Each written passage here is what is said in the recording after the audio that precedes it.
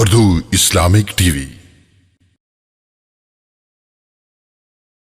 السلام علیکم ورحمۃ اللہ وبرکاتہ۔ اردو اسلامک ٹی وی پر آپ حضرات کو خوش آمدید کہتے ہیں۔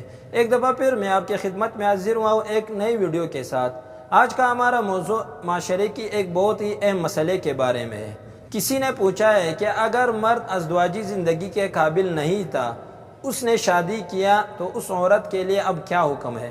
اور ساتھ میں یہ بھی بتا دے کہ اگر شوہر تو نکاح سے پہلے ازدواجی زندگی کے قابل تھا، شادی کے سال 2 سال 3 سال بعد یا 10 سال بعد جو ہے وہ جو ازدواجی زندگی کی جو قابلیت تھی وہ اس میں ختم ہو گئی، تو اس عورت کے لیے کیا حکم ہے؟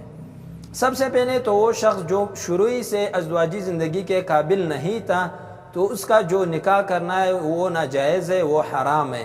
ہاں، اگر وہ عورت کو یا جس لڑکی سے نکاح کر رہے ہیں اس لڑکی کو یہ بتا دے، اس کے گھر والے کو یہ بتا دے کہ میں ازدواجی زندگی کے قابل نہیں ہوں، پھر اگر وہ عورت یا وہ لڑکی اس کے ساتھ شادی کرنا چاہتی ہے تو پھر اس میں کوئی حرج نہیں ہے، کوئی مضائقہ نہیں ہے۔ کیوں؟ اگر شروع میں نہیں بتایا تو یہ اس لڑکی کے ساتھ دھوکہ ہے، فراڈ ہے، ایسا نہیں کرنا چاہیے۔ اس طرح اگر شروع سے ازدواجی زندگی کا قابل نہیں تھا مرد تو پھر عورت طلاق لے سکتی ہے، اسے طلاق کی مطالبہ کر سکتی ہے۔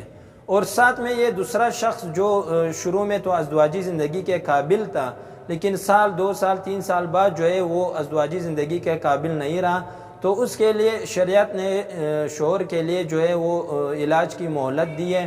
وہ عورت طلاق کی مطالبہ نہیں کر سکتی، ہو سکتا ہے کہ وہ علاج کی وجہ سے وہ ٹھیک ہو جائے۔ تو جب شادی سے پہلے وہ صحیح تھا اور شادی کے بعد 3 سال 4 سال 5 سال 10 سال بھی وہ صحیح تھا، پھر یہ ازدواجی زندگی کی قابلیت کھو چکا ہے، تو اس کا مطلب یہ ہے کہ یہ وقتی طور پر ہے، کسی مرض کسی بیماری کی وجہ سے۔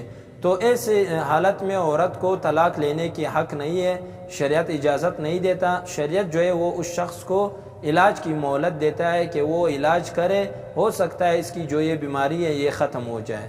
امید کرتے ہیں آپ حضرات کو ہماری یہ ویڈیو پسند آئی ہوگی۔